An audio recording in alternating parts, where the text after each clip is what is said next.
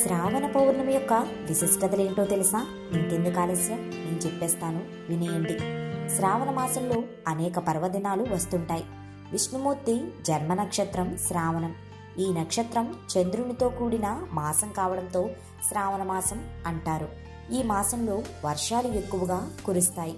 ఆకాశం మబ్బులతో వెండి కొండలను తలపిస్తుంటుంది. పూర్వకాలం వేద అధ్యయనం శ్రావణ మాసంలోనే ప్రారంభమయ్యేది. ఈ పౌర్ణమిని రక్షా పౌర్ణమి, జంధ్యాల పౌర్ణమి, రాఖీ పూర్ణమి, నూలు పున్నమి, నారికేల పున్నమిగా వ్యవహరిస్తారు. సోదరులకు సోదరీమణులు ఆప్యాయతతో కట్టే రక్షాబంధన్ కార్యక్రమం భారతీయ సాంప్రదాయానికి తార్కాణంగా నిలుస్తుంది. భవిష్యత్ పురాణంలో రక్షాబంధన్ గురించి వివరించారు. విష్ణుమూర్తి దేవతల కోరిక మేరకు బలి చక్రవర్తిని బంధిస్తాడు.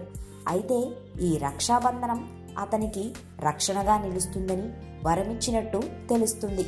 పాల్కురికి సోమనాథుడు ఈ పౌర్ణమిని నులి పౌర్ణమిగా అభివర్ణించాడు. నూలుతో వడికిన జంధ్యాలను ఈ రోజు ధరించడం ప్రత్యేకత. కర్ణాటకలో నారికేల పున్నమిగా పండగ నిర్వహిస్తారు.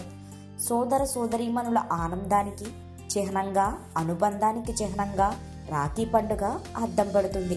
ఈ వీడియో గానీ మీకు నచ్చినట్లయితే లైక్ చేయండి, షేర్ చేయండి. మరిన్ని అప్డేట్స్ కోసం మా ఛానల్ ని సబ్స్క్రైబ్ చేయండి.